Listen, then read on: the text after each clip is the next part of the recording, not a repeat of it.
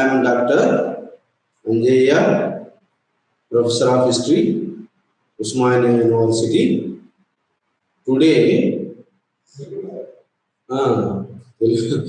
ఈ రోజు మనం డిస్కస్ చేయబోయేది 132 BA సిలబస్లో నుంచి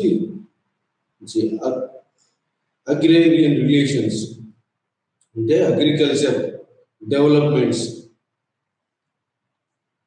అగ్రికల్చర్ మీద వచ్చినటువంటి డెవలప్మెంట్స్ ఎక్కడ 700 నుంచి క్రీస్తు శకము 700 నుంచి 1200 దాకా, అంటే ఎర్లీ మిడివల్ పీరియడ్లో వచ్చినటువంటి వ్యవసాయ సంబంధమైనటువంటి మరి మార్పులు, వ్యవసాయ సంబంధమైనటువంటి మార్పులు, రాజకీయ సంబంధమైనటువంటి మార్పులు, సో ఆర్థిక సంబంధమైనటువంటి మార్పులు. సో మరి ఈ మార్పులన్నిటి కూడా ఈ సమాజంలో వచ్చిన మార్పులు, ఈ మార్పులు అగ్రికల్చర్ మీద వ్యవసాయ ఎకానమీ తోటి ముడిపడి ఉంటాయి. అంటే ఆర్థిక వనరులతోటి ఈ మార్పులన్నీ ముడిపడి ఉంటాయి. కాబట్టి ఈ ఆర్థిక సంబంధాలు ఎలా ఉన్నాయి? వ్యవసాయ సంబంధాలు 700 క్రీస్తు శకము 700 నుంచి 1200, అంటే ఇది మరి ఎర్లీ మిడివల్ పీరియడ్ అంటారు. ఈ పీరియడ్లో ఏ విధంగా ఉన్నాయి వ్యవసాయ సంబంధాలు, ఏ విధంగా ఉన్నాయి, ఈ ఆర్థిక వ్యవస్థ ఏ విధంగా ఉంది, మరి ఈ యొక్క మార్పులు ఏ విధంగా ఉన్నాయి అనేది ఈరోజు మనం చర్చించుకున్నటువంటి అంశం. దీంట్లో మనం ముఖ్యంగా మరి ఎర్లీ మిడివల్ పీరియడ్ కన్నా ముందు ఏన్షియంట్ పీరియడ్ కూడా ఉంటుంది. కాబట్టి ఏన్షియంట్ పీరియడ్ అంటే గుప్తుల కాలం కన్నా ముందు ఉన్నది. ఈ గుప్తుల కాలం తర్వాత మిడివల్ పీరియడ్ వస్తుంది. హర్షవర్ధన్ పీరియడ్ నుంచి 300 మిడివల్ పీరియడ్ వస్తుంది, ఎర్లీ మిడివల్ పీరియడ్ వస్తుంది. అయితే మరి ఈ పీరియడ్లో ముఖ్యమైనటువంటి డెవలప్మెంట్ ఏంటంటే రైజ్ ఆఫ్ ల్యాండ్ లార్డిజం, అంటే భూస్వామ్య వ్యవస్థ అనేది పుట్టుకొచ్చింది. ఏది ఈ 700 నుంచి 1200 మధ్యలో భూస్వామ్య వ్యవస్థ పుట్టుకొచ్చింది. ఇది ముఖ్యమైనటువంటి డెవలప్మెంట్. అంతకుముందు లేదా అంటే అంతకుముందు లేదు. అంటే మిడివల్ పీరియడ్ 700 కన్నా ముందు, అంతకంటే ముందు ఏన్షియంట్ పీరియడ్లో ఏంటంటే ల్యాండ్ ఉండేది. ల్యాండ్ ఓనరు ఎవడైతే ల్యాండ్ మీద భూమి మీద పని చేస్తుందో వారు ఓనరు, రాజు ఉండేవాడు. మరి దాన్ని అంటే క్రీస్తు శకము బిగినింగ్ లో అట్లా పెద్ద వ్యత్యాసాలు ఉండబోయేది. ల్యాండ్ ఎంతైనా ల్యాండ్ కావాల్సినంత ఉండేది, అందరికి సరిపోయినట్టు ల్యాండ్ ఉండేది. కాంపిటీషన్ పెద్దగా ఉండేది కాదు. కాబట్టి మరి ఈ ఏన్షియంట్ పీరియడ్లో మరి ఏంటి అంటే రాజు మరి కల్టివేటర్ ఇద్దరు ఉండేవాళ్ళు. కల్టివేటరు మొత్తం సొంతంగా అతనే కల్టివేట్ చేసుకుని రాజు పన్నుంచేది. రాజు మధ్యలో కల్టివేటర్ మధ్య రిలేషన్ ఉండేది. కానీ ఈ మిడివల్ పీరియడ్ వచ్చే వరకు ఏమైందంటే రాజు కొంతమంది మధ్యవర్తులు వచ్చినారు. రాజు మధ్యవర్తులు ఎట్లా రైజ్ ఆఫ్ ల్యాండ్ లార్డిజం అనేది వచ్చింది. అంటే ఎప్పుడైనా కూడా భూమి అనేది ప్రధానమైంది. భూమి అగ్రికల్చర్, మన భారతదేశంలో భూమి అగ్రికల్చర్ అంటే వ్యవసాయం, అంటే వ్యవసాయ దేశం. భూమి ఉంటుంది, వ్యవసాయం ఉంటుంది. ఈ రెండు కూడా అవినావ సంబంధం. భూమి లేకుండా, వ్యవసాయం లేకుండా మానవ మనుగడ ఉండదు. మానవులు డిపెండ్ అయ్యేది దేని మీద అంటే వ్యవసాయం మీద వచ్చినటువంటి ఉత్పత్తుల మీద వాళ్ళ యొక్క జీవనం ఉంటుంది. మరి వ్యవసాయ ఉత్పత్తులు ఏ విధంగా అంటే వాళ్ళ వాళ్ళ యొక్క జీవనానికి వ్యవసాయ ఉత్పత్తుల్లోనే ఉంటాయి. ఆ విధంగా మరి తొలి భాగంలో ఏన్షియంట్ పీరియడ్ లో ఈ రెండు సంబంధాలు, భూమి వ్యవసాయం రెండు, మరి రాజు, వీళ్ళిద్దరే ఉండేది. కానీ మిడివల్ పీరియడ్ వచ్చే వరకు మధ్యవర్తులు వచ్చినారు. ఎవరయ్యా అంటే మరి మధ్యవర్తులు ఏ విధంగా వచ్చినారు? భూములు దానం ఇవ్వటం వల్ల వచ్చారు. అంతకుముందు దానాలు ఇచ్చినారంటే దానాలు ఎక్కువగా, ఎందుకంటే ల్యాండ్ సరిపోయి ఉండేది. ఎప్పుడైనా సరే దానం ఇచ్చేది, మొట్టమొదటిలా దానం ఇచ్చింది ఏంటంటే గోవులు ఇచ్చారు. ఆ తర్వాత గోవుల కన్నా ముందు ధాన్యాలు ఇచ్చారు, పాలు, గోవులు, ఇట్లా మరి దానాలు ఇచ్చారు. కానీ భూములు దానం ఇవ్వడం అనేది జరగలేదు. భూములు దానం ఇవ్వడం అనేది మరి తొలి మధ్య యుగంలోనే స్టార్ట్ అయింది. తొలి మధ్య యుగానికన్నా ముందు భూములు కూడా దానం ఇచ్చారు. ఎవరికి ఇచ్చారంటే ఒక బ్రాహ్మణులకు ఇచ్చారు. రిలీజియస్ దానాలు ఎవరెవరికి ఇచ్చారంటే ఒక రిలీజియన్ పర్పస్ లో ఉన్నటువంటి బ్రాహ్మణులకు ఇచ్చారు. మరి మరి టెంపుల్స్ కి ఇచ్చినారు. మరి బుద్ధిస్ట్ ఉన్నటువంటి సన్యాసులకు ఇచ్చినారు. బుద్ధిస్ట్ టెంపుల్స్ ఇచ్చినారు. ఈ విధంగా రిలీజియస్ పర్పస్ లో దానాలు ఇచ్చినారు. ఇది ఎర్లీ మిడివల్ పీరియడ్ కన్నా ముందు. అయితే భారతదేశం వ్యవసాయ దేశం కాబట్టి వ్యవసాయ ఉత్పత్తులు ఉంటేనే ప్రజలు జీవిస్తారు. సో ఆ విధంగా మొట్టమొదటిలా వ్యవసాయ ఉత్పత్తులే ఎక్స్చేంజ్ గా ఉండేది. మరి పెద్ద తారతమ్యం లేకుండా, మధ్యవర్తులు లేకుండా మరి ఉండేది. కానీ ఆ తర్వాత మరి గుప్తుల కాలం నుంచి, అర్జున్ కాలం నుంచి ఒక భూముల దానము ఎవరికి ఇవ్వటం మొదలు పెట్టారంటే, ఆల్రెడీ భూముల దానము బ్రాహ్మణులకు ఇచ్చారు, టెంపుల్స్కి ఇచ్చారు. బ్రాహ్మణులకు ఎందుకు ఇచ్చినారు అంటే బ్రాహ్మణులు రాజులు గొప్ప రాజులు అని పొగుడుతారు. ఇంకోటి వాళ్ళ యొక్క రాజరికాన్ని సర్టిఫై చేస్తారు. అంటే రాజరికం, వాళ్ళ పరిపాలనను సర్టిఫై చేస్తారు, గొప్ప పరిపాలన. సో ఈ విధంగా బ్రాహ్మణులు మరి వాళ్ళందరూ వ్యవసాయం చేయరు కాబట్టి బ్రాహ్మణ పోషణ ఉండేది. ఏ రాజుల కాలంలో అయినా బ్రాహ్మణ పోషణ ఉండేది. కాబట్టి బ్రాహ్మణులకు బ్రహ్మదేయ అనేటువంటి భూములు ఇచ్చేది. అగ్రహార అంటే అందరికి, కొంతమంది బ్రాహ్మణుల సమూహాన్ని కలిసి అగ్రహారం విలేజ్ మొత్తం ఇచ్చేది. దాన్ని ఏమన్నారంటే బ్రహ్మదేయ విలేజెస్, అగ్రహార విలేజెస్, మంగళంస్ అని గ్రూప్ ఆఫ్ బ్రాహ్మణులకు ఉన్న విలేజ్ ఇచ్చేదాన్ని మంగళంస్, అగ్రహారాలు. అంతకాకుండా టెంపుల్స్ అంటే దేవభూములు ఇచ్చేది. ఈ విధంగా టెంపుల్స్ మరి హిందూ టెంపుల్స్ కాకుండా బుద్ధిస్ట్ టెంపుల్స్, బుద్ధిస్ట్ మాంగ్స్ కూడా ఇచ్చారు. కానీ హర్షవర్ధని కాలం నుంచి ఏమిచ్చారు? మరి ఈ యొక్క ఆఫీసర్స్ కూడా భూములు దానం ఇచ్చారు. అంటే ఏన్షియంట్ పీరియడ్ లో మొదటి క్రీస్తు శకం 200 ప్రాంతంలో వర్తక వ్యాపారం ఉచ్చ స్థితిలో ఉండేది. మరి రూపాయి చలామణి బాగా ఉండేది. పట్టణాలు కూడా వచ్చినాయి.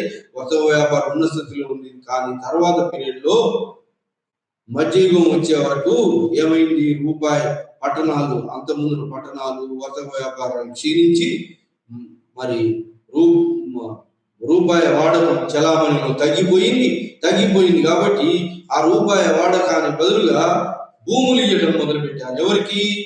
ఆఫీసర్స్. ఆల్రెడీ బ్రాహ్మణులకు టెంపుల్స్ కి ఇస్తున్నారు. మరి అది ఇంకా ఆఫీసర్స్ కూడా ఎందుకు ఇచ్చినారు? ఆఫీసర్ అంటే పరిపాలనలో సహాయపడుతున్నారు కాబట్టి ఆఫీసర్స్ భూములు ఇచ్చారు. ఇంకా డిఫెన్స్ లో మరి సైన్యంలో కూడా మరి రక్షణ వ్యవహారాలలో కూడా చూస్తున్నారు కాబట్టి వాళ్ళకు కూడా మిలిటరీ జనరల్స్ కూడా భూములు ఇచ్చినారు. ఈ విధంగా భూములను పోషణ, భూదానం అన్ని దానాల కన్నా గొప్పది ఏంటంటే భూదానం. అన్ని దానాల కన్నా గొప్పది కాబట్టి భూదానం వల్ల ఏమొస్తుందంటే దానము చేయటం వలన పుణ్యం వస్తుందండి.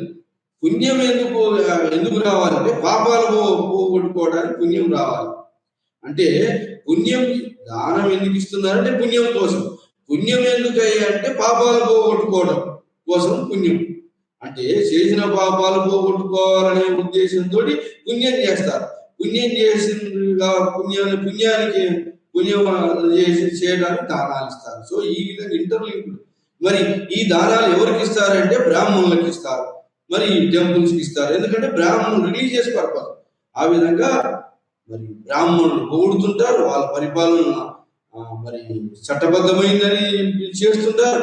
కాబట్టి మరి బ్రాహ్మణులకు టెంపుల్స్ కు, మాంగ్స్ కు, బుద్ధిస్ట్ టెంపుల్స్ కు ఇచ్చారు. తర్వాత ఆఫీసర్స్ కూడా ఇవ్వటం మొదలు పెట్టారు.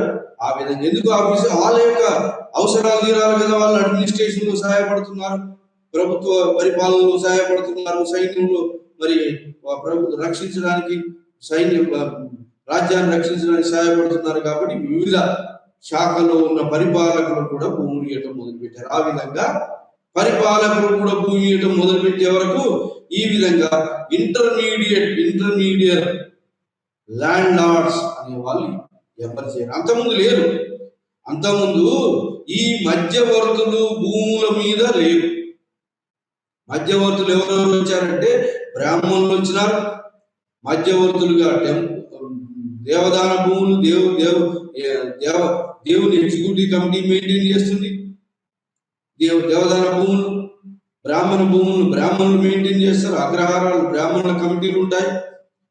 సో ఈ విధంగా మరి ఆఫీసర్స్ కి ఇచ్చిన భూములు ఆఫీసర్స్ మెయింటైన్ చేసుకుంటారు. వాళ్ళ ఆ యొక్క ఖర్చులు వాళ్ళ సైన్యం పోషించడం కానీ మరి సామంత రాజులకు కూడా ఇచ్చారు. సో ఈ విధంగా మరి భూదానాలు ఇవ్వటం వల్ల భూదానాలతోటి మధ్యవర్తులు అనే వాళ్ళు ఎమర్జ్ అయినారు. ఆ మధ్యవర్తులే rise of feudalism, landlords గా ఎమర్జ్ అయినారు. వాళ్ళు ఎవరు? బ్రాహ్మణులు ల్యాండ్ లార్డ్స్ గా ఎమర్జ్ అయినారు. మరి అదేవిధంగా ఆఫీసర్స్ ఎవరికైతే భూములు ఇచ్చారో వాళ్ళు కూడా ల్యాండ్ లార్డ్స్ గా ఎమర్జ్ అయినారు. సో ఈ విధంగా సింపుల్ గా ఉండేటువంటి భూమి యొక్క రిలేషన్స్ కాంప్లికేట్ అయినాయి. ఎందువల్ల? రాజులు భూములు ఇవ్వటం వల్ల డబ్బుల బదులు మనీ బదులుగా భూములు ఇవ్వటం మొదలు పెట్టారు అందరికి. మిలిటరీ ఆఫీసర్స్ కానీ, మంత్రి జనరల్స్ కానీ, మరి పరిపాలకులు కానీ, మరి మిగతా పరిపాలనలో సహాయపడేటువంటి వాళ్ళందరికీ కూడా భూములు ఇవ్వటం మొదలు ఇచ్చారు. ఎందుకు? వాళ్ళ మెయింటెనెన్స్ కోసం భూములు ఇచ్చారు. కాబట్టి వాళ్ళు భూముల మీద హక్కులు సంపాదించారు. ఎవరు? ఈ ఇంటర్మీడియట్ ఉన్నటువంటి ల్యాండ్ లార్డ్స్. ఇప్పుడు ల్యాండ్ ఇంతకుముందు ప్రైవేట్ వ్యక్తుల మధ్యలో, ఇండివిజువల్స్ మధ్యలో ఉండేది. రాజు ఉండేవాడు, మరి డైరెక్ట్ రిలేషన్ ఉండేది రాజు. కానీ ఇప్పుడు ఏమైంది? ఇంటర్మీడియట్ పీపుల్ వచ్చారు. అంటే ల్యాండ్ లార్డ్స్ వచ్చినారు. ల్యాండ్ లార్డిజం వచ్చింది కాబట్టి మరి కల్టివేటర్స్ పరిస్థితి ఏంటి ఇప్పుడు? అంటే ఎవడైతే భూమిని వ్యవసాయం చేసేవాడి పరిస్థితి ఏంటి? ఇప్పుడు వ్యవసాయం చేసేవాడు ఇండిపెండెంటా? మరి వాడు ఎవరికి చెల్లించాలి? ఏది పన్ను చెల్లించాలి కదా కొంత. మరి వీళ్ళందరూ రాజులు ఏం చేస్తున్నారు? భూములు పంచిస్తున్నారు. ఎవరికి? పరిపాలకులు. కాబట్టి భూములు పంచిస్తున్నారు కాబట్టి భూములు ఎక్కువ చేసుకోవాలి. ఎవరు? రాజులు. కాబట్టి ఎక్కువ చేసుకోవాలంటే ఒకరి మీద ఒకరు దండయాత్ర చేసుకుని భూమిని ఎక్స్పాన్షన్ చేసుకుంటున్నారు ఎవరు? రాజులు కూడా. కాబట్టి మరి expansion of the lands, Kings వాళ్ళు ఒకరి మీద ఒకరు యుద్ధాలు చేసుకుని భూములను ఎక్స్పాన్షన్ చేసుకోవడం. ఎందుకంటే ల్యాండ్ గ్రాంట్స్ ఇస్తున్నారు. ల్యాండ్ గ్రాంట్స్ ఎవరెవరికి ఇస్తున్నారు? బ్రాహ్మణులకు ఇస్తున్నారు, ఆఫీసర్స్ కి ఇస్తున్నారు, డిఫెన్స్ లో సహాయపడేటువంటి మంత్రులు, మరి సహాయపడేటువంటి వివిధ పరిపాలకులు కూడా ఇస్తూ వచ్చారు. రక్షణలో తోడ్పడేటువంటి వాళ్ళు. కాబట్టి ఆ విధంగా వీళ్ళంతా ల్యాండ్ లార్డ్స్ గా ఎమర్జ్ అయినారు. మరి ఇప్పుడు ల్యాండ్ ఇంతకుముందు ఉన్న రిలేషన్ కాకుండా ఇప్పుడు ల్యాండ్ లార్డ్స్ ఇంటర్మీడియట్ క్లాస్ వచ్చింది. మరి ఇంటర్మీడియట్ క్లాస్ వచ్చినప్పుడు ఎవరు ఓనర్ దీనికి? భూమికి ఓనర్షిప్ క్వశ్చన్ వచ్చింది. ఇక్కడ ఓనర్షిప్ క్వశ్చన్ ఎవరు ఓనర్ దీనికి? మరి భూమికి ఇప్పుడు రాజు ఓనరా, మరి భూమిని పనిచేసేటువంటి భూములలో పనిచేసే కల్టివేటర్ ఓనరా, మరి మధ్యవర్తులకు భూములు ఇచ్చారు. ఏది బ్రహ్మదేయ భూములని, అగ్రహార భూములని, మంగళం భూములని, మరి ఇంకా ఏంటి, ఈ ఆఫీసర్స్ కూడా ఇచ్చారు, ల్యాండ్ లార్డ్స్, ఇంటర్మీడియట్ క్లాస్ వచ్చింది. ఇప్పుడు భూమి మీద రైట్స్ ఎవరికి? ఓనర్షిప్ రైట్స్ మీద క్వశ్చన్ వచ్చింది. ఎవరికి ఉంటాయి రైట్స్? మరి రైట్స్ మీద క్వశ్చన్ వచ్చినప్పుడు ఇక్కడ అంతకుముందు ఇద్దరే ఉండేవాళ్ళు. ఏన్షియంట్ పీరియడ్ రాజు, కల్టివేటర్ ఇద్దరు ఇండిపెండెంట్ గా ఉండేవారు. ఇండిపెండెంట్ గా కల్టివేటర్ రాజు కొంత చెల్లించేవాడు. కానీ ఇప్పుడు ఈ మధ్యవర్తులు వచ్చినారు, ల్యాండ్ లార్డ్స్ వచ్చినారు, భూస్వాములు వచ్చినారు. ఈ భూస్వాములు వచ్చిన మధ్యవర్తులకు ఎవరికి ఉంటుంది ల్యాండ్ మీద? ఓనర్షిప్ రైట్స్ మీద క్వశ్చన్ వచ్చింది. ఓనర్షిప్ ఎవరికి ఉంటుంది? ఓనర్షిప్ అనేది కల్టివేటర్కి ఉంటుందా, రాజుకు ఉంటుందా, మరి భూస్వామికి ఉంటుందా, మరి అంత భూమిని వ్యవసాయం చేసే క్షేత్రంలో పనిచేసే వారికి ఉంటుందా అనేది క్వశ్చన్ వచ్చింది. ఈ ముగ్గురు ఉన్నారు ఇప్పుడు. ఒకడేమో రాజు. అంటే ఇప్పుడు ఓనర్షిప్ రైట్స్ ఎవరికి ఉంటాయంటే అల్టిమేట్ గా ఇక్కడ క్వశ్చన్ వచ్చింది. ఏంటి, మరి నేషనలిస్ట్ హిస్టోరియన్స్ ఏమన్నారంటే, ఎప్పుడైనా భారతదేశంలో ఓనర్షిప్ ఇండివిజువల్ రైతులకి ఉండేది అని క్వశ్చన్ వచ్చింది. వాళ్ళు సమాధానం ఇచ్చారు, ఇండివిజువల్ రైతులకి ఉండేది ఓనర్షిప్ రైట్స్. రాజులు మరి అగ్రహారాలు ఇచ్చినా, మరి భూములు ఇచ్చినా కూడా అవి ఎట్లాంటి భూములు ఇచ్చారంటే, మరి పడవబడ్డ భూములు, ఇంతకుముందు వ్యవసాయంలో లేనటువంటి భూములను దానాలుగా ఇచ్చినారు. కాబట్టి ఆ ఇండిపెండెంట్ రైట్స్ అలానే ఉన్నారనేది ఒక క్వశ్చన్ ఒకటి ఉన్నది. కాబట్టి ఇప్పుడు ఇండిపెండెంట్ రైట్స్ భూమి కమతాలలో డిఫరెన్షియేషన్ వచ్చింది. కొంతమందికి ఎక్కువ భూములు ఉండటం, కొంతమంది తక్కువ భూములు ఉండటం, కొంతమందికి ఇంకా భూములు లేకపోవడం. ఈ విధంగా మరి బాగా ఉన్నటువంటి స్టేటస్, దాని భూములు ఉండటాన్ని బట్టి వాళ్ళ యొక్క స్టేటస్, రైతుల యొక్క స్టేటస్ ఆధారపడి స్టేటస్. కాబట్టి రిచ్ పీజెంట్స్ అని, మిడిల్ పీజెంట్స్ అని, పూర్ పీజెంట్స్ అని, పూర్లో చిన్న కమతాలు రైతులని, మరి ఇంకా వాళ్ళు కాకుండా సబ్ డినెంట్స్ అంటే భూమి లేకుండా ఆ భూమి కల్టివేట్ చేసేటువంటి కౌలు తీసుకునేటువంటి కౌలుదారులని, ఇట్లాంటి అంతస్తులు కూడా వచ్చినాయి. ఏది, భూమి ఉన్న కమతాలను బట్టి అంతస్తులు వచ్చినాయి. కమతాలు, పెద్ద కమతాలు ఉంటే భూస్వామి, తర్వాత రిచ్ పీజెంట్ అని, తర్వాత మిడిల్ పీజెంట్ అని, తర్వాత పూర్ పీజెంట్ అని, తర్వాత సబ్ డినెంట్ అని. సో ఇలా అంతస్తుల భూములు, దాన్ని బట్టి వాళ్ళ యొక్క స్థానం ఉంటుంది. మరి వీళ్ళలో ఎవరు ఓనర్షిప్ రైట్ ఎవరికి ఉంటుంది? ఓనర్షిప్ రైట్ అనేది ఎవడైతే మరి మొత్తానికి భూమికి అంతటి కూడా సర్వాధికారి రాసే. మరి ఇప్పుడు కూడా సర్వాధికారి మరి ప్రభుత్వమే. ఇండివిజువల్ రైట్స్ ఉన్నాయి ఇప్పుడు కూడా.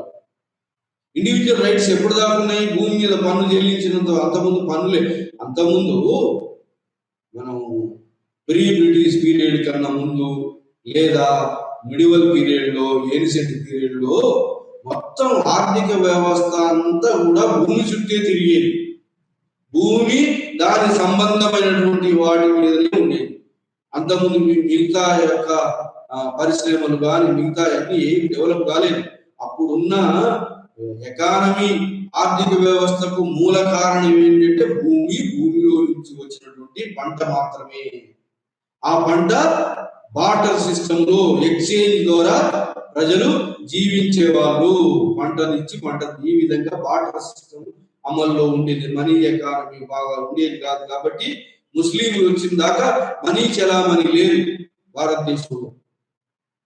కాబట్టి బార్టర్ సిస్టమ్ ద్వారా వస్తువును వస్తు మార్పిడి ద్వారా వాళ్ళ విలేజ్ అవసరాలు తీర్చుకునేటువంటి వాళ్ళు. మరి ఇలాంటి పరిస్థితుల్లో భూదానాలు ఇవ్వటము ఎవరికి? ఆఫీసర్స్ కు. మరి మతపరమైనటువంటి రెండు రకాల భూదానాల వల్ల భూస్వామ్య వ్యవస్థ వచ్చింది. ఈ భూస్వామ్య వ్యవస్థ వచ్చేటప్పటికి, మధ్యవర్తులు వచ్చేటప్పటికి, రాజుకు కల్టివేటర్ కు మధ్యలో ఇంకొక భూస్వాములు వచ్చినారు. మరి ఇందులో ఎవరి భూమి మీద ఆధిపత్యం అనేది క్వశ్చన్ వచ్చింది. Rights of the land rights ఎవరికి ఉంటాయి? హక్కులు, భూమి మీద హక్కులు. అంటే భూమి మీద హక్కులు సర్వాధికారం రాజుకుంటుంది అని ఎప్పుడైనా ఉంది. రాజుకుంటుంది. రాజు తర్వాత హక్కులు ఎవరికి ఉంటాయంటే ఈ మధ్యవర్తులు వచ్చినారే, ఎవరు? ల్యాండ్ లార్డ్స్ వచ్చినారు. ల్యాండ్ లార్డ్స్ అంటే ఎవరు? బ్రాహ్మణ విలేజెస్ లో బ్రాహ్మణులు మొత్తం వాళ్ళకి అన్ని హక్కులు వచ్చినాయి. పన్నులు వసూలు చేసుకోవడం, ఆ విలేజ్ మెయింటెనెన్స్, అన్ని హక్కులు కూడా బ్రహ్మదేయ విలేజెస్, అగ్రహార విలేజ్, మంగళం విలేజెస్ అంటే బ్రాహ్మణులకు, గ్రూప్ ఆఫ్ బ్రాహ్మణులకు ఒక విలేజ్ విధానంగా ఇచ్చేవాళ్ళు. ఆ విలేజ్ లో వచ్చే పన్నులు అంతా కూడా ఆ బ్రాహ్మణులు వసూలు చేసుకునేవాళ్ళు. అంటే ఆ పరిపాలన కూడా వాళ్ళకే చెప్పారు. ధోని ఎవరైతే భూములు ఇచ్చారో వాళ్ళకే పరిపాలన వదిలేసినారు. రామ్ పరిపాలన కూడా వాళ్ళకి వదిలేసినారు. ఆ విధంగా బ్రాహ్మణులే కమిటీలుగా ఏర్పడి ఆ విలేజ్ నీడ్స్ అన్ని కూడా చూసుకునేవారు. మరి పంటల ఉత్పత్తి, కొత్త వంగడాలు, ఈ విధంగా అగ్రికల్చర్ ఎక్స్పాన్షన్ చేయడం జరిగింది. ఏది మరి బ్రాహ్మణులు కానీ, బ్రహ్మదేవ విలేజ్ కానీ, అగ్రహార విలేజ్ కానీ. మరి టెంపుల్స్ లో కూడా టెంపుల్ కమిటీ ఉంటుంది. ఆ కమిటీ చూసి భూదానాలు దేవుళ్ళకి ఇచ్చేది, టెంపుల్ మెయింటెనెన్స్. అప్పుడు టెంపులే centre of the village. Early medieval period లో సెంటర్ ఆఫ్ ది విలేజ్ అన్ని యాక్టివిటీస్ కు టెంపుల్ సెంటర్. కాబట్టి టెంపుల్ మెయింటెనెన్స్ కు ల్యాండ్స్ ఇచ్చేది మెయింటెనెన్స్. ఆ ల్యాండ్స్ ద్వారా వచ్చిన దాన్ని టెంపుల్ మెయింటెనెన్స్ చేసేది. బుద్ధిస్ట్ టెంపుల్స్ కానీ, ఏ టెంపుల్స్ కానీ. మరి ఆఫీసర్స్ కూడా ఇచ్చారు. ఆఫీసర్స్ కు మరి రక్షణ వ్యవస్థలు తోడ్పడినటువంటి మిలిటరీ జనరల్ కూడా ఇచ్చారు. అందరికి ఇచ్చారు. మరి వాళ్ళకు కూడా వాళ్ళ మెయింటెనెన్స్ కు, వాళ్ళ యొక్క ఆర్మీ మెయింటెనెన్స్ కు, సో మరి వాళ్ళ కుటుంబ మెయింటెనెన్స్ కూడా ఇచ్చేది. ఆ విధంగా పంటలు ఏం పండించేదంటే ల్యాండ్ లార్డ్కు అవసరమైనటువంటి పంటలు పండించే వాళ్ళు ఎవరు? కల్టివేటర్స్. మరి కల్టివేటర్స్ ఓనరా, ల్యాండ్ లార్డ్స్ ఓనరా, మరి రాజు ఓనరా అంటే రాజు అల్టిమేట్ గా ఓనర్. అత్యున్నత ఓనర్షిప్ రాజుకుంటుంది. మరి రాజు కంప్లీట్ ఓనర్ అంటే కాదు. మళ్ళీ ఇక్కడ ఇంటర్మీడియట్ ల్యాండ్ లార్డ్స్ ఉన్నారు, వాళ్ళకి కూడా ఓనర్షిప్ ఉంటుంది. ఏం ఓనర్షిప్ ఉంటుంది? పన్ను వసూలు చేసే ఓనర్షిప్. మరి అక్కడ ఉన్నటువంటి వ్యవహారాలన్నీ కూడా, అవసరాలు కూడా, మరి ఎగ్జిక్యూటివ్ పవర్స్ కూడా ల్యాండ్ లార్డ్స్ ఇచ్చారు. కూడా ల్యాండ్ లార్డ్స్ ఇచ్చారు. పన్ను వసూలు చేయడమే కాకుండా అక్కడ పరిపాలన వ్యవస్థ కూడా ల్యాండ్ లార్డ్స్, సామంతరాజులు, సో ఇలా అంతస్తుల వారిగా ఒక్కరికి లేదు. కింగ్ ఉంటే కింగ్ తర్వాత సామంతుడు, మహామండలేశ్వర, మండలిక, సామంత, అలా ఈ విధంగా హక్కులు ఉండేవి. తర్వాత లోయెస్ట్ ఎవడంటే కల్టివేటర్. కల్టివేటర్ ఏం హక్కులు ఉంటాయంటే వ్యవసాయం చేసే హక్కులు కల్టివేటర్ ఉంటాయి. వ్యవసాయం చేసిన సరే ఉంచుకుంటాడా? ఇప్పుడు భూమి అంతా సొంతం కాదు. ఎవరి భూమి ల్యాండ్ లార్డ్ లేదా బ్రాహ్మణుడి లేదా టెంపుల్స్ లేదా రాజుది. కాబట్టి రాజు కొంత కప్పం చెల్లించేవాడు, ఈ కప్పం వసూలు చేసేది ఎవరు అంటే ల్యాండ్ లార్డ్స్, మధ్యవర్తులు వసూలు చేస్తారు. రాజు కట్టాల్సిన కప్పం కూడా వాడే వసూలు చేస్తాడు, శిస్తు వసూలు చేస్తాడు. మరి లోయెస్ట్ యూనిట్ ఏదంటే గ్రామంలో ఉన్నటువంటి వాడు ఎవడే అంటే village elder, village head man. మిగతా వాళ్ళ సపోర్ట్ తోటి అంతకుముందు మొత్తం గ్రామస్తులే అనుభవించేవాళ్ళు. ఏది భూమిని అంతా కూడా కమ్యూనిటీగా అనుభవించే వాళ్ళు అందరు. ఇప్పుడు ఏమైందంటే కమ్యూనిటీ ల్యాండ్స్ అన్ని పోయి చిన్న భిన్నం అయిపోయినాయి. గ్రామంలో కమ్యూనిటీగా ఉన్న ల్యాండ్స్ అన్ని కూడా ల్యాండ్ లార్డ్ వశమైనవి. ల్యాండ్ లార్డ్స్ కు మరి పన్ను ఎవరైతే విలేజ్ హెడ్ మన అందరి దగ్గర ఎవరెవరైతే కల్టివేట్ చేస్తున్నారో వాళ్ళందరి దగ్గర పన్ను వసూలు చేసి ఆ ల్యాండ్ లార్డ్ గొప్ప చెప్తాడు. ల్యాండ్ లార్డ్ మళ్ళా ఆ కొంత మొత్తాన్ని రాజు గొప్ప చెప్తాడు. ఇంకా వీళ్ళు కాకుండా కల్టివేట్ చేసే వాళ్ళు కాకుండా కౌలుకు తీసుకునే వాళ్ళు టెనెంట్స్ కూడా ఉంటారు. అసలు మొత్తం వాళ్ళ భూమి ఉండదు, టెనెంట్స్ వాళ్ళు కౌలుకు తీసుకుంటారు. మధ్యలో ఇంకా కల్టివేటర్స్ దగ్గర కాకుండా ల్యాండ్ లార్డ్స్ దగ్గర నుంచి కూడా టెనెంట్స్ ఉంటారు. కంప్లీట్ గా కౌలు తీసుకొని వాళ్ళకు వారసత్వం రైట్స్ ఉండవు ఇక వాళ్ళ టెనెంట్స్. మరి వారసత్వం రైట్స్ కొంతవరకు కల్టివేటర్స్ ఉంటాయి, కానీ కల్టివేటర్ మాత్రం ఆల్వేస్ పే చేయాలి. ఎవరికి పే చేయాలి? ల్యాండ్ లార్డ్స్ పే చేయాలి. మరి రాజుకు ల్యాండ్ లార్డ్ నుంచి రాజుకు పోతుంది. సో ఈ విధంగా మధ్యవర్తులు భూమి మీద వచ్చినారు. ఇప్పుడు ఓనర్షిప్ రైట్స్ ఎవరికి ఉంటాయంటే చూడండి, ఓనర్షిప్ రైట్స్ ప్రైవేట్ ఇండివిజువల్స్ కు లేకుండా పోయింది. ఎవరికి వచ్చింది ఓనర్షిప్ రైట్స్? ఇంటర్మీడియట్ పీపుల్ ఎవరైతే ల్యాండ్ లార్డ్స్ వచ్చింది. ల్యాండ్ లార్డ్స్ ఎవరైతే భూస్వాములు ఉన్నారో, భూమి అంతా కేంద్రీకరించబడింది. అంతకుముందు భూమి ఇష్టం వచ్చినంత ఎవరికి ఇష్టం వచ్చినంత వాడు కల్టివేట్ చేసుకునేది, రాజు కింద చెల్లించేది. ఇప్పుడు అట్లా కాదు. ఇప్పుడు భూమి కొంతమంది చేతుల్లోకి వచ్చింది. ల్యాండ్ లార్డిజం వచ్చే వరకు మధ్యయుగం, ఎర్లీ మధ్యయుగంలో భూస్వాములు ఎవరయ్యా? భూస్వాములు అంటే బ్రాహ్మణులు కూడా భూస్వాములే. అగ్రహారాలు దేవదానం తీసుకున్నటువంటి మరి దేవుని భూములు కూడా దేవుని ఎగ్జిక్యూటివ్ కమిటీ పరిపాలన చేస్తుంది. సో ఈ విధంగా భూస్వామ్య వ్యవస్థతోటి భూస్వాములకు హక్కులు వచ్చినాయి. అది భూస్వామ్య వ్యవస్థ. మరి హక్కు ఎవరికి ఉంటుంది? హక్కు అంటే ఇంతకుముందు కల్టివేటర్కు ఉండేది, అట్లాంటి కల్టివేటర్స్ హక్కులు పోయినాయి. కమ్యూనిటీకి ఉండేది, ఒక సమూహానికి ఉండేది, భూమిలో విలేజ్లో ఉన్నటువంటి సమూహాలకు ఉండేది. ఆ సమూహాలకు ఉన్నటువంటి హక్కులు పోయి ఆ హక్కులన్నీ కూడా ల్యాండ్ లార్డ్స్ పరమైనవి. వీడు క్షేత్ర స్థాయిలో కల్టివేషన్ అగ్రికల్చర్ చేస్తాడు, కానీ అగ్రికల్చర్ చేసేవాళ్ళు సర్వాహకులు అతనికి లేవు. మరి అంత ఆలు కాకుండా ఇంకా లేబరర్స్ కూడా ఉన్నారు. లేబరర్స్ కూడా ఒక ఆస్తి. అగ్రికల్చర్ చేయాలంటే శూద్రులు లేబరర్స్. మరి లేబరర్స్ కూడా ఒక ఆస్తిని, అగ్రికల్చర్ ఎక్స్పాన్షన్ కావాలంటే లేబరర్స్ ఒక ఆస్తి. సో ఆ విధంగా ల్యాండ్ సిస్టమ్ వచ్చిన తర్వాత ఓనర్షిప్ రైట్స్ మీద క్వశ్చన్ వచ్చింది. ఓనర్స్ ఎవరయ్యా అంటే రాజు, ల్యాండ్ లార్డ్స్, మరి కల్టివేటర్ కొంత రైట్స్ ఉన్నాయి.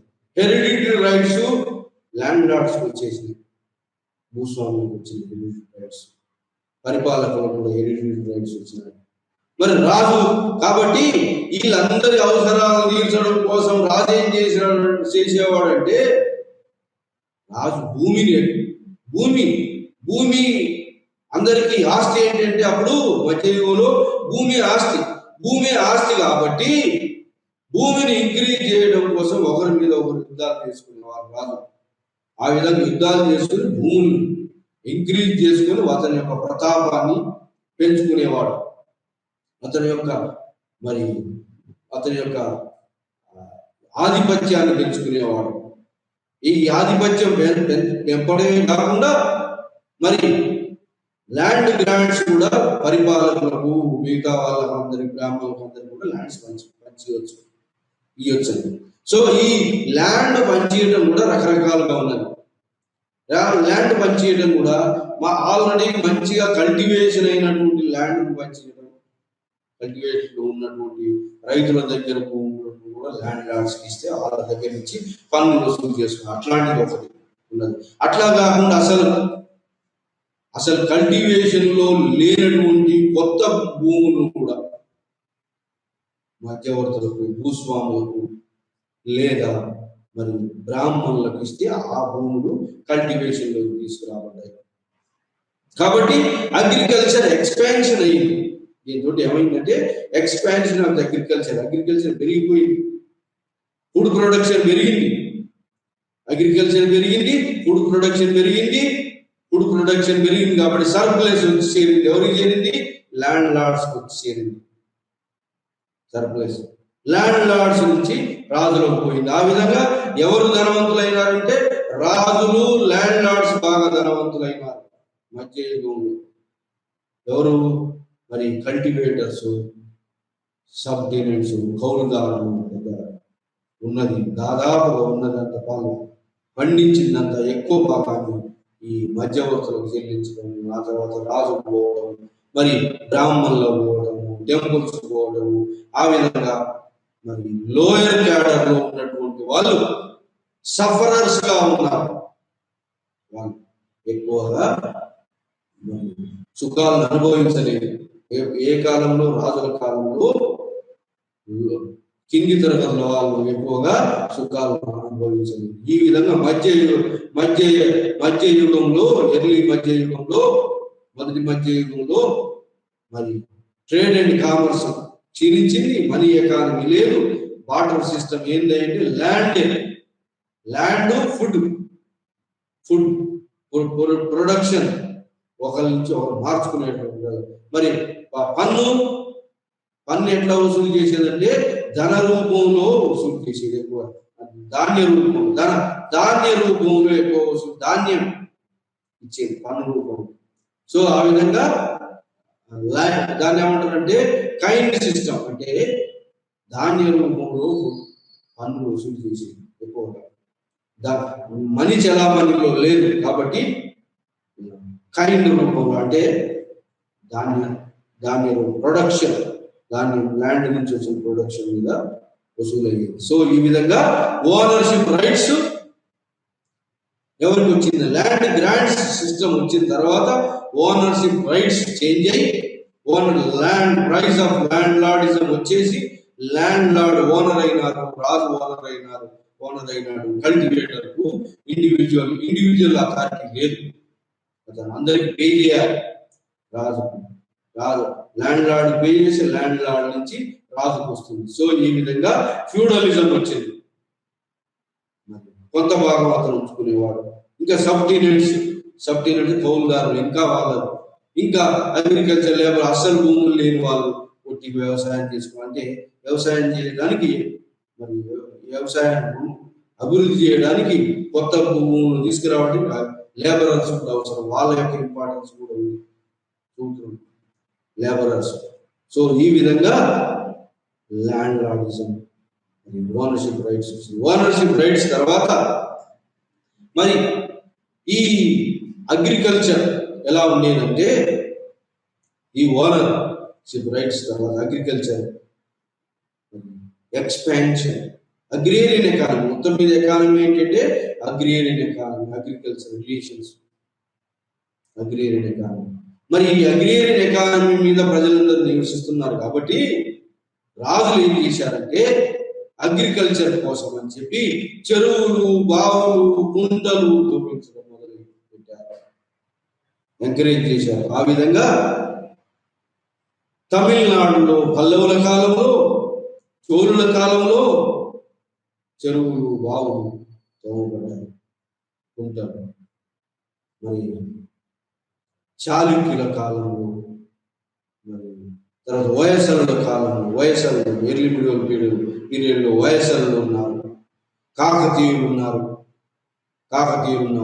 మరి ఇంకా అది కాకతీయులు కాకుండా ఈ ఒరిస్సా ప్రాంతంలో సోమ డైనాసిటీ ఉండేది. మరి ఉత్తర భారతదేశంలో ఏముండేదంటే పాలా డైనాసిటీ, ఉత్తర ఈస్టర్న్ భాగంలో, తూర్పు ఈ మరి భాగంలో బెంగాల్, బీహార్ ప్రాంతంలో పాలా డైనాసిటీ, సేనా డైనాసిటీస్ పరిపాలించేది. మరి ఆ విధంగా యాదవులు, కాకతీయులు దక్షిణ భారతదేశంలో. మరి ఈ ల్యాండ్ గ్రాండ్ సిస్టమ్ ఎప్పుడు మొదలైందంటే మొట్టమొదటిసారిగా 4-5 శతాబ్దంలో గంగా మైదానంలో మొదలైంది ల్యాండ్ గ్రాండ్ సిస్టమ్. గంగా మైదానంలో నుంచి మొదలై ల్యాండ్ గ్రాండింగ్ సిస్టము దక్షిణ భారతదేశంలో దక్కన్లో మరి 6 శతాబ్దాలలో 7 శతాబ్దాలలో మొత్తం భారతదేశం అంతటా కూడా ఈస్ట్ ఇండియా వెస్ట్ ఇండియా అంతటా కూడా ల్యాండ్ గ్రాండింగ్ సిస్టమ్ నెమ్మదిగా rise of feudalism land granting system ద్వారా భూస్వామ్య వ్యవస్థ ఇంటర్మీడియట్ వ్యవస్థ వచ్చింది, ఇంతకుముందు లేకుండా. సో ఈ విధంగా మనీ చలామణి లేదు, ల్యాండ్ గ్రాండ్ సిస్టమ్ వల్ల భూస్వామ్య వ్యవస్థ వచ్చింది. ఆ భూస్వాములలో ఎవరంటే బ్రాహ్మణులు ఉన్నారు, పరిపాలకులు ఉన్నారు, మరి మిలిటరీ జనరల్స్ ఉన్నారు. వీళ్ళందరూ కూడా భూస్వాములుగా విమర్శన భూమి కొంతమంది చేతిలో కేంద్రీకరించబడింది. ఈ కేంద్రీకరించబడినటువంటి భూస్వాములు మరి అప్పుడు ఉన్నటువంటి భూస్వాములు ఏంటి ఎంకరేజ్ చేశారంటే అగ్రికల్చర్ ఎంకరేజ్ చేశారు కొంతవరకు. అంటే అంత బిగినింగ్ లో కొంత భూస్వాములు వాళ్ళ యొక్క స్వార్థం కోసమే భూమి పన్ను వసూలు చేసి కొంత రాజుగారికి ఇచ్చిన మొత్తం ఎక్కువగా తన కన్జంప్షన్ కు ఉపయోగించుకున్నారు. కానీ రాను ఏం చేసినారంటే వీళ్ళు కూడా భూస్వాములు కూడా మరి రాజులు కూడా సామంత రాజులు కూడా చెరువులు కట్టేయడానికి మరి వ్యవసాయం ఇప్పుడు భూమి మీద ఆధారపడ్డారు కాబట్టి భూమికి ఏం కావాలి, నీటి వసతి కావాలి. పంటలు బాగా పండాలంటే నీటి వసతి కావాలి. నీటి వసతి కావాలి కాబట్టి చెరువులు, కుంటలు, బావులు తోమించడం మొదలుపెట్టారు. ఆ విధంగా అప్పుడు మధ్యయుగంలో ఉన్న పరిపాలకులు అందరూ కూడా మరి భూమిని అగ్రేరియన్ ఎకానమీ ఇంక్రీజ్ చేశారు. అగ్రేరియన్ ఎకానమీ ఇంక్రీజ్ అయిందంటే చెరువులు, బావులు, తడాకాలు, రాజులు, సామంతులు. రిలీజియస్ మెరిట్ ఏంటంటే అప్పుడు ఉన్నటువంటి భూస్వామ్య వ్యవస్థలో రిలీజియస్ మెరిట్ ఏంటంటే ఒక టెంపుల్ కట్టియటం, ఒక ట్యాంక్ కట్టియటం. ఈ రెండు దానాలు, ఈ రెండు పుణ్యం వస్తుందట. కాబట్టి రాజులే కాకుండా భూస్వాములు మిగతా వాళ్ళు ప్రజలు కూడా విస్తి కూడా ఉంది. భూస్వాములకు పన్ను కట్టడే కాకుండా ఇది కల్టివేటర్స్ విస్తి కూడా చేయాలి. విస్తి అంటే వెట్టి చాకిరి కూడా చలామణిలో ఉంది భూస్వాములు. లోయెస్ట్ యూనిట్ వాజ్ ది గ్రామంలో అంత ఉమ్మడిగా ఉన్నటువంటి భూమిని ఉన్న భూమిని అంత ల్యాండ్ లార్డ్కు కట్టబెట్టారు. కాబట్టి ఆ విలేజ్ హెడ్ ఉమ్మడిగా అందరి దగ్గర వసూలు చేసి ల్యాండ్ లార్డ్కు కప్పం చెల్లించేవారు. అంటే కమ్యూనిటీ విలేజ్ పోయి బ్రేక్ అయిపోయి ల్యాండ్ లార్డ్కు అందరూ కప్పం కట్టాల్సి వచ్చింది. సో ఈ విధంగా rise of landlordism, intermediate people వాళ్ళకు హక్కులు వచ్చినాయి. మరి ఎవడైతే మీ వ్యవసాయం చేస్తాడో వారికి హక్కులు పోయినాయి, అంతగా లేవు. ఏం హక్కులు ఉన్నాయంటే ఆ భూమిని సేద్యం చేయడం, మిగతా వాళ్ళందరికీ కొంత భాగం ఉంచుకొని మిగతా వాళ్ళందరికీ కూడా ఎక్కువ భాగం మిగతా వాళ్ళకి పోయేది. ఎవరికి? ల్యాండ్ లార్డ్కో, బ్రాహ్మణుడికో, టెంపుల్కో, మరి రాజు పాపం ట్యాక్స్ భూమి మీద. అప్పుడు ఉన్నటువంటి ముఖ్యమైనటువంటి ఆర్థిక వనరులు ఏంటి అంటే భూమి మీద నుంచే పుచ్చుకునేవాళ్ళు. భూమి లేకుండా ఇతరత్ర డెవలప్మెంట్స్ లేవు. మొత్తం రాజు సైన్యం కూడా, రాజు పరిపాలకులు కూడా, ఆర్థిక వ్యవస్థ అంతా కూడా భూమి నుంచి వచ్చిన ప్రొడక్షన్ మీదనే, ప్రొడక్షన్ లో వచ్చినట్టు సర్ప్లస్ మీదనే, మిగులు మీదనే ఆధారపడి ఉండేవాళ్ళు. అప్పుడు బ్రాహ్మణులు వ్యవసాయం చేసేవాళ్ళు కాదు, పరిపాలకులు వ్యవసాయం చేసేవాళ్ళు కాదు, రాజుల యొక్క చుట్టాలు ఉంటారు కదా, వాళ్ళకు కూడా వాళ్ళ ఆధిపత్యం కూడా భూములు ఉండేవి. భూములంతా కూడా రాజు బంధువులు, మరి క్షత్రియులు, మరి వాళ్ళ మధ్యలో మరి బ్రాహ్మణులు,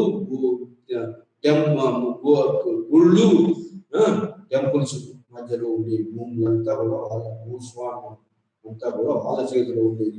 మరి మిగతా వాళ్ళు అంతా కూడా కల్టివేటర్స్ మాత్రమే, టెనెంట్స్ మాత్రమే. వాళ్ళు అధికారాలు లేవు. వాళ్ళంతా పేమెంట్స్ పే చేసేవాళ్ళు. ఎవరికి? భూస్వామికి, రాజుకు, మతానికి, మతాధికారులకు, వీళ్ళందరికీ మతం, టెంపుల్స్, వీళ్ళందరూ పేయర్స్. వీళ్ళంతా లోయర్ క్లాసెస్ వాళ్ళంతా payers. Middlemen were benefited at the cost of the lower classes. రాజులు, రాజబంధువులు మరియు భోగల మంచిగా జీవించే వాళ్ళు అయితే యుద్ధాలు చేసి భూభాగాలు పెంచుకునేటువంటి వ్యవస్థ ఉంది. మరి ఆ విధంగా మరి రాజుల ఈ మిడివల్ పీరియడ్ లో మనీ చలామణి లేదు కాబట్టి అంత భూమి మీద వచ్చేటువంటి సర్ప్లస్ మీద బతికే వాళ్ళు అందరూ సర్ప్లస్ మీద బతకాలంటే కల్టివేటర్ ప్రొడ్యూస్ చేయాలి. మరి ఆ కల్టివేటర్ ప్రొడ్యూస్ చేస్తే మిగతా వాళ్ళు అందరూ బతికేవాళ్ళు. ఆ విధంగా ఇంటర్మీడియట్ క్లాస్, ఫ్యూడలిజం, భూస్వాములు బాగా బతికేవాళ్ళు. కల్టివేటర్స్ అంత ఇంపార్టెన్స్ లోయర్ క్లాసెస్ అంత ఇంపార్టెన్స్ లేదు. ఈ upper classes live at the cost of the lower classes. ఇది రాజుల కాలం భూస్వామ్య వ్యవస్థ. ఆ తర్వాత మరి అగ్రికల్చర్ ఎక్స్పాన్షన్ జరిగింది. విలేజ్ సెటిల్మెంట్స్ ఎట్లా అంటే విలేజ్ సెటిల్మెంట్స్ కొత్త ల్యాండ్స్ వస్తే అక్కడ విలేజ్ సెటిల్మెంట్స్, నీళ్లు ప్రొవైడ్ చేశారు కాబట్టి నీళ్ళ వల్ల విలేజ్ సెటిల్మెంట్స్, నీరు లేకుండా, భూమిలో పంటలు పండియకుండా సెటిల్మెంట్స్ వచ్చేది కాదు. కాబట్టి విలేజ్ సెటిల్మెంట్స్ కూడా నెమ్మదిగా పల్లెలు వచ్చేది. వాటర్ సోర్స్ ఉండాలి. దాన్ని వాటర్ సోర్స్ అగ్రికల్చర్ లోకి తీసుకురావాలి. అగ్రికల్చర్ లోకి తీసుకొచ్చిన తర్వాత విలేజ్ ఫామ్ అవుతుంది, పల్లె ఫామ్ అవుతుంది. వివిధ వృత్తుల వాళ్ళు ఉంటారు. వివిధ వృత్తుల మీద బ్రతుకుతుంటారు. సో ఆ విధంగా బ్రాహ్మణ వృత్తి, దాన్ని బ్రహ్మదేవ విలేజెస్ అని, మరి అగ్రహార విలేజ్ అని వాళ్ళకి అట్లా. ఆ విధంగా మిగతా రైతులు కూడా ఉండేటువంటి విలేజెస్. ఆ విధంగా విలేజ్ నీడ్స్ ను, విలేజ్ సెల్ఫ్ సఫిషియెంట్ సిస్టమ్ కూడా ఉండేది. మరి చోళుల కాలంలో విలేజ్ కమిటీస్ ఉండేవి. విలేజ్ నీడ్స్, మరి కొన్ని విలేజ్లు కలిస్తే ఒక నాడు అయ్యేది, కొన్ని నాడులు కలిస్తే ఒక రాష్ట్రం అయ్యేది. అట్లా రాష్ట్రాలు, జిల్లాలు, విలేజ్, ఇట్లా వ్యవస్థ హైరార్కీ డివిజన్స్ ఉండేవి. ఆ డివిజన్స్ లలో మరి lowest production village was lowest unit. Peasant ముఖ్యమైనటువంటి వాడు ఎవడయ్యా అంటే పిజెంటైజేషన్. అంటే పిజెంట్స్ ముఖ్యమైనటువంటి వాడు ఎవడు? రైతు పండించేవాడు. పండిస్తే మిగతా వాళ్ళందరూ కూడా బ్రతికేవాళ్ళు. ఆ విధంగా శూద్రులు వ్యవసాయ దారులుగా ఎమర్జ్ అయినారు. ఈ కాలంలో శూద్రులు వ్యవసాయదారులు ఎమర్జ్ అయినారు. సో ఆ విధంగా మరి అగ్రికల్చర్ ఎక్స్పాన్షన్ అయింది. విలేజ్ సెటిల్మెంట్స్ వచ్చినాయి, విలేజ్ నుంచి అర్బన్ సెటిల్మెంట్స్ వచ్చినాయి. నెమ్మదిగా పల్లెలు పోయి విలేజ్లు అయినా, విలేజ్లు పోయి పట్టణాలైనా. ఈ విధంగా మరి అగ్రికల్చర్ మరి పెరిగిపోయింది. మరి ఈ యొక్క చెరువులు, కుంటలు, బావులు తీయడం వల్ల అగ్రికల్చర్ ఎక్స్పాన్షన్ అయింది. అగ్రికల్చర్ ఎక్స్పాన్షన్ రావటము, విలేజ్ సెటిల్మెంట్స్ వచ్చి రావటము. సెటిల్మెంట్స్ ఎలా వస్తాయి? ఇవన్నీ నీటి వసతులు ఉంటేనే వస్తాయి. నీటి వసతులు లేకుండా ప్రజలు జీవించలేరు. నీటికి, ప్రజల జీవనానికి, ఉత్పత్తులకు అవినాభావ సంబంధం. ఆ ఉత్పత్తి నుంచి వచ్చేటువంటిదే సబ్స్టెన్స్ వాళ్ళకు తినడానికి ఉపయోగపడుతుంది. అవి లేకుండా, ఫుడ్ ప్రొడక్షన్ లేకుండా విలేజ్ ఎమర్జీ కాదు. సో ఈ విధంగా అంతా కూడా వ్యవసాయ సంబంధమైన రిలేషన్స్ ఉండేది. వ్యవసాయము ఆ విధంగా అభివృద్ధి చెందింది. అగ్రికల్చర్ రిలేషన్ అభివృద్ధి, expansion of villages expansion of agriculture జరిగింది. ఫ్యూడల్ వ్యవస్థ ఇంక్రీజ్ అయ్యింది. మరి అగ్రికల్చర్ వ్యవస్థ విలేజ్ ఎకానమీ డెవలప్ అయింది. Village economy, self sufficient village economy రాజుల కాలం నుంచి ఎక్కువగా self sufficient village economy, trade and commerce స్థితి దిగజారి ఉన్నది. కాబట్టి మిడివల్ పీరియడ్ లో ల్యాండ్ ముఖ్యమైనటువంటి సోర్స్. ఈ ల్యాండ్ ప్రొడక్షన్ మీదనే అందరు బ్రతికేవాళ్ళు. ఈ అందరు బ్రతుకులలో ముఖ్యమైనటువంటి భోగభాగ్యాలు అనుభవించినటువంటి వాళ్ళు ఎవరంటే feudals. Feudalism, rise of landlord, వివిధ అంతస్తుల ల్యాండ్ లార్డ్. ల్యాండ్ లార్డ్స్ కూడా ఒక అంతస్తు కాదు, అంతస్తుల వారిగా ఉండేవి వాళ్ళు ల్యాండ్ లార్డ్స్. అంతస్తుల వారు అంటే కింగ్ లాస్ట్ ల్యాండ్ లార్డ్, అంటే హైయెస్ట్ ల్యాండ్ లార్డ్ ఎవరంటే కింగ్. ఆ కింగ్ తర్వాత మహామండలేశం, తర్వాత మండలేశం, తర్వాత మండలేశం, తర్వాత మండలం అంటే రాష్ట్రాలు అన్నారు. రాష్ట్రాలు మరి డిస్ట్రిక్ట్. సో ఇలా ల్యాండ్ లార్డిజము, అంతస్తుల వారి ల్యాండ్ లార్డిజం ఉంది. సో ఆ విధంగా మరి అగ్రికల్చర్ ఎక్స్పాన్షన్ జరిగింది, విలేజ్ సెటిల్మెంట్స్ జరిగినాయి. రాజుల యొక్క తటాకాలు నిర్మించడం, తటాకాలను కూడా ఒక చోట పేరుతో పిలిచారు. గుజరాత్లో వాపి అన్నారు తటాకాన్ని, కర్ణాటకలో, తమిళనాడులో, మరి ఆంధ్రాలో చెరువులు, బావులు, కుంటలు, ట్యాంక్స్ ఇలా అన్నారు. సో వివిధ రకాల పేర్లతో పిలిచారు వివిధ ఏరియాలు. మొత్తం మీద రాజులు, అప్పుడు ఉన్నటువంటి పంచాయతీలో ఉన్నటువంటి రాజరిక రాజ్యాలు అందరూ కూడా వ్యవసాయాన్ని అభివృద్ధికి చెరువులు, బావులు, రాజులే కాకుండా సామంతులు, మరి పరిపాలకులు ఈ చెరువులు, బావులే కాకుండా గుళ్ళు, గోపురాలు కూడా కట్టించారు. ఎందుకంటే అదే ఎకానమీ సోర్స్ అంతా గుళ్ళు, గోపురాలు మీద ఆధిపత్యం ఎవరికి ఉంటుంది? రాజుకు ఉంటుంది. రాజుకు ఆర్థిక వ్యవస్థను సంపాదించి పెడుతుంది గుళ్ళు, గోపురాలు కూడా. అంతేకాకుండా రాజును ఎక్కువ ప్రచారంలో తీసుకుపోతుంది ఏది? ఈ యొక్క గుళ్ళు, గోపురాలు. ఆ విధంగా ప్రజలు తమ వృత్తులు తాము చేసుకోవడానికి యజ్ఞవల్క స్మృతి, మరి బృహస్పతి, నారద స్మృతి, స్మృతులు వర్ణ సిస్టంలో ఎవరి పనులు వాళ్ళు చేసుకోవాలి. ధర్మము, న్యాయము అని ఫ్యూడల్ వ్యవస్థను మోస్తూ మిగతా వాళ్ళు తృప్తి పడుతూ జీవిస్తూ అందరికి కూడా పేమెంట్స్ ల్యాండ్ లార్డ్స్ కు ఎందుకు పేమెంట్ చేయాలట? రక్షణ కల్పిస్తున్నారు. ల్యాండ్ లార్డ్స్ రాజుకు ఎందుకు పేమెంట్ చేయాలి? రాజు రక్షణ కల్పిస్తున్నారు. సో ఈ విధంగా ఇంటర్ డిపెండెంట్ సిస్టమ్ వచ్చింది, ల్యాండ్ లార్డిజం వచ్చింది. ఇది ఈ మధ్యయుగ కాలంలో వచ్చినటువంటి యొక్క డెవలప్మెంట్. ఈ విధంగా ఏమైందంటే భూమి అన్నిటికీ మూలం. భూమిలో ఉన్నటువంటి ప్రొడక్షన్ అన్నిటికీ మూలం. ప్రొడక్షన్, ఏం ప్రొడక్షన్? Food production. మిగతా అవసరాలన్నీ కూడా మరి మలబార్ ఏరియాలో స్పైసెస్ వంటి, టెక్స్టైల్స్, కాటన్. సో ఈ ప్రొడక్షన్ అన్ని కూడా ప్రజల అవసరాలు తీర్చేవి.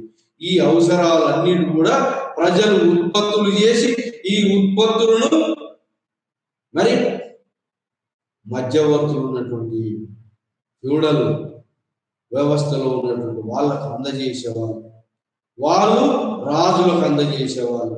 మరి రాజులు వీళ్ళందరూ పై అంతస్తుల వాళ్ళు భోగభాగ్యాలతో ఉన్నారు. అయినప్పటికీ కూడా ఈ యొక్క ఫుడ్ ప్రొడక్షన్ కావాలి కాబట్టి, విలేజ్ ఎక్స్పాన్షన్స్ కావాలి, అగ్రికల్చర్ ఎక్స్పాన్షన్ అయింది కాబట్టి, ఇది ల్యాండ్ గ్రాంట్స్. ముఖ్యంగా ల్యాండ్ గ్రాంట్స్ ఎందుకు ఇచ్చారంటే వివిధ రకాలైన ల్యాండ్స్ ఇచ్చారు. ఒక మంచిగా కల్టివేషన్ ఉన్న ల్యాండ్ ఇవ్వలేదు, అన్కల్టివేటెడ్ బీడు భూములు కూడా ఇచ్చారు.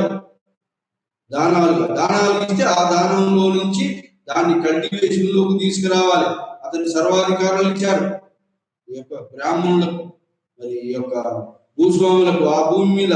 కాబట్టి అతను పంటలోకి తీసుకొచ్చేవాడు.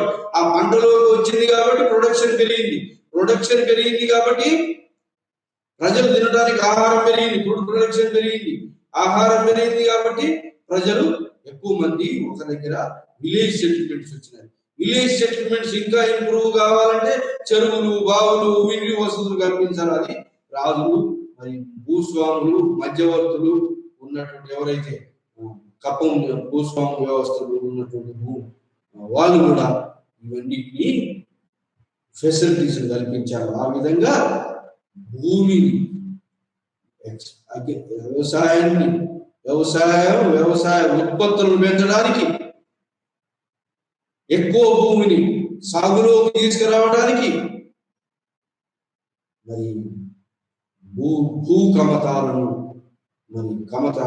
ఉత్పత్తులను తీసుకురావడం, సాగులోకి తీసుకురావడం, ఉత్పత్తిని ఎక్కువ పెంచి ప్రజల అవసరాలను తీర్చేటువంటి విధానాలు మధ్యయుగంలో ఒకదానికి అల్లుకొని ఉండేది.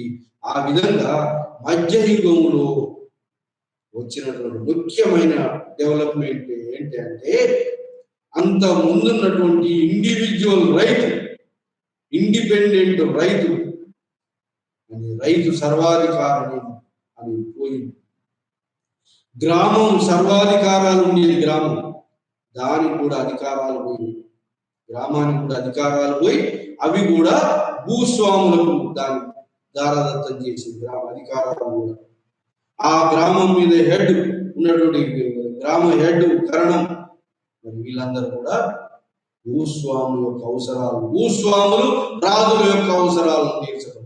సో ఈ విధంగా హైరార్కీ ఆఫ్ ఫ్యూడల్ సిస్టమ్ వచ్చింది. హైరార్కీ, అంతస్తుల ఫ్యూడల్ సిస్టమ్ వచ్చింది.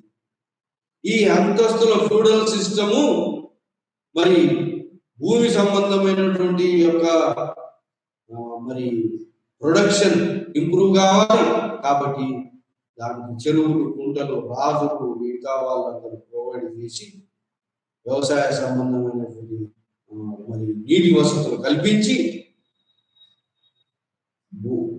వ్యవసాయ ఉత్పత్తులను ఎక్కువ చేసి కొత్త భూములను, అడవి భూములను, బంజర భూములను, అంతకుముందు వ్యవసాయంలో రాని భూములను కూడా వ్యవసాయంలో తీసుకొచ్చి ఎవరు ల్యాండ్ గ్రాంట్స్ ఎవరు ద్వారా కొత్త వాటిని కమతాలను, ఉత్పత్తులు, అగ్రికల్చర్ ప్రొడక్ట్స్ ఉత్పత్తిని పెంచడం ద్వారా ప్రజల అవసరాలను తీర్చడమే కాదు భూస్వాముల అవసరాలను తీర్చారు. సో ఈ విధంగా ఉత్పత్తులు పెంచి వ్యవసాయం, అగ్రికల్చర్ పెరిగింది.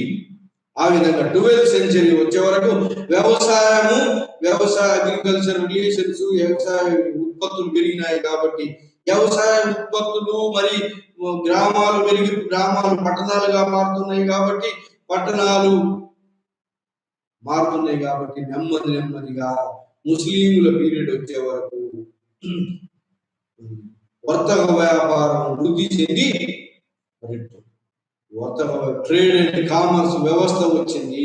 మళ్ళా మనీ ఎకానమీ వచ్చింది. ముస్లింలు మనీ ఎకానమీ ఎక్కువగా ఇంట్రడ్యూస్ చేశారు. రూపాయలు చలామణిలో తీసుకొచ్చారు.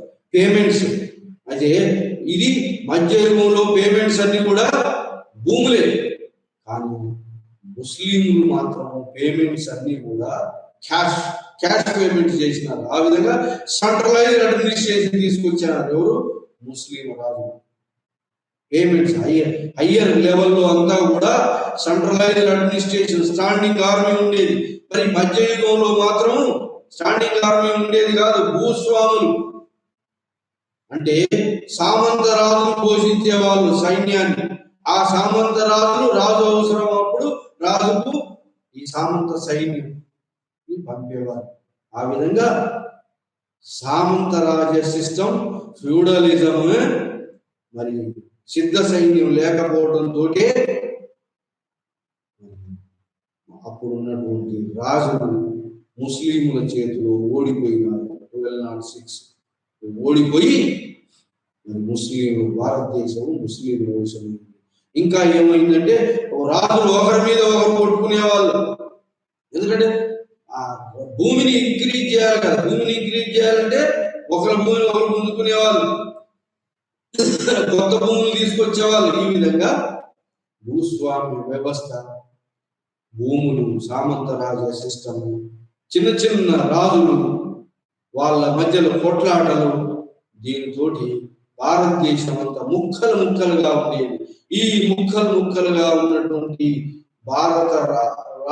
భారతదేశంలో ఉన్న రాజ్యాల మధ్యలో ఉన్న కొట్లాటలను, ఇంకోటి సమాజంలో కూడా హైరార్కీ వ్యవస్థ ఉండేది. సమాజంలో కూడా భూస్వాములలో కూడా హైరార్కీ వ్యవస్థ ఉండేది. భూస్వాములలో కూడా హైరార్కీ వ్యవస్థ ఉండేది. సమాజంలో కూడా హైరార్కీ వ్యవస్థ ఉండేది. క్యాస్ట్ సిస్టమ్ ఉండేది. కాబట్టి మన రాజులు, విదేశీయ రాజులు, వాళ్ళ మిలిటరీ టెక్నిక్స్ ముందు మన దగ్గర ఉన్నటువంటి సామాజిక అంతస్తుల వ్యవస్థ, రాజకీయ దూరదృష్టి, ఒకరినొకరు మరి పరస్పరం సహకరించుకోకపోవడంతో మన రాజులందరూ ఓడిపోయి, ముస్లింల చేతిలో ఓడిపోయి ముస్లింలకు సామంతులు. ఆ విధంగా ముస్లిం రాజ్య స్థాపన జరిగింది భారతదేశంలో. ఇలా ఫ్యూడల్ వ్యవస్థ, విచ్ఛిన్నమైనటువంటి వ్యవస్థ, ముక్కలు ముక్కలుగా ఉన్నటువంటి వ్యవస్థలు, ఏ ఒక హైరార్కీ వ్యవస్థ, ఏది ఆర్థిక రిలేషన్ లో కూడా హైరార్కీ వ్యవస్థ ఉండేది. కులాలు, మతాలుగా విభజించబడి ఈ యొక్క ఫ్యూడలిజం మధ్యయుగంలో వచ్చింది. ఫ్యూడల్ ల్యాండ్ లార్డిజం యొక్క వ్యవస్థని రాజులు బలహీనంగా మారడము, ఆ బలహీన రాజులను ఒకరి తర్వాత ఒకరు ఓడించి ముస్లిం రాజులు, సిద్ధ స్టాండింగ్ ఆర్మీ పెంచుకున్నటువంటి ముస్లిం రాజులు, రిలీజియస్ పెంచుకున్నటువంటి ముస్లిం రాజులు మరి ఈ భారత చిన్న చిన్న రాజ్యాలను ఈజీగా ఒకదాని తర్వాత ఒకరిని ఓడించి భారతదేశంలో ముస్లిం రాజ్య స్థాపనకు ఈ యొక్క ఫ్యూడలిజం, మధ్యయుగంలో వచ్చినటువంటి ఫ్యూడల్ ఆర్థిక సంబంధాలు, ఈ ఆర్థిక సంబంధాలతోటి ఒకరి మీద, ఒక రాజు మీద ఒకరు ఎప్పుడు యుద్ధాలు చేసి పరస్పర యుద్ధాలతోటి ఆ రాజులు బలహీనమైనారు. ఆ బలహీనమైన రాజుల మీద బలమైన ముస్లిం సైన్యంతో అటాక్ చేసి భారతదేశాన్ని దండయాత్ర చేసి భారతదేశాన్ని విషపరుచుకున్నారు. ముస్లిం బెటర్ టెక్నిక్స్ తోటి వచ్చినారు. ఆ విధంగా భారతదేశంలో ముస్లింలకు దాసోహం అయింది. కానీ అప్పటికి ఏమైందంటే బాగా వ్యవసాయ ఉత్పత్తులు పెరిగినాయి, అగ్రికల్చర్ ఎక్స్పాన్షన్ అయింది, విలేజ్ ఎకానమీ వచ్చింది,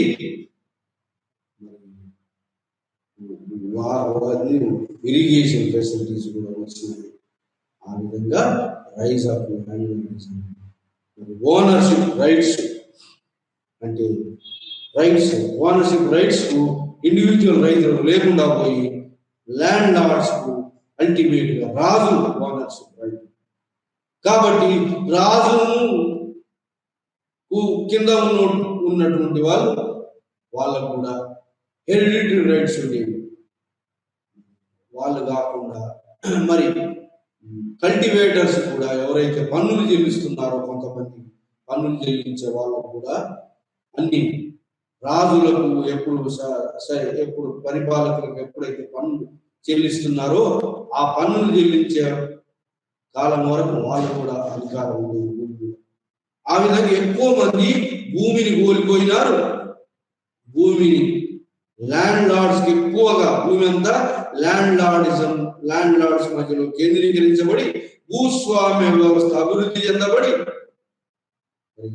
మధ్యయుగంలో కొంతమంది చేతుల్లోని భూమి కేంద్రీకరించబడి చాలా మంది విలేజ్ వాళ్ళు మరి ఇండివిజువల్ రైతులు భూములు కోల్పోయినారు. ఆ విధంగా భూస్వామ్య వ్యవస్థ మధ్యయుగంలో వచ్చింది. అది ముఖ్యమైనటువంటి development. Thanks to one and all.